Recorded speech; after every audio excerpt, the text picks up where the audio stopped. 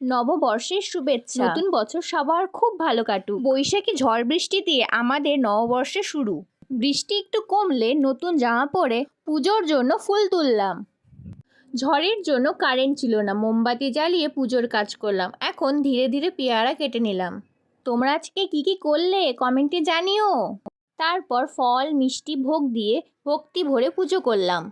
এটা হলো আমাদের গোপুসোনা, এটা হলো মা লক্ষ্মী আর বাবা লোকনাথ। এবার পয়লা বৈশাখ ছিল মঙ্গলবার, আর বৈশাখ মাসের মঙ্গলবার মানেই তো মঙ্গলচণ্ডী। এইসব ছিল মা মঙ্গলচণ্ডীর প্রসাদ।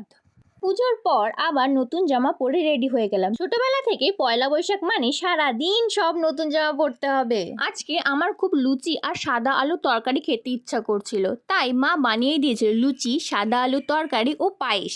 খুব টেস্টি। পরে আমি আর মা বেরিয়েছিলাম শাখা ও পলা কিনতে।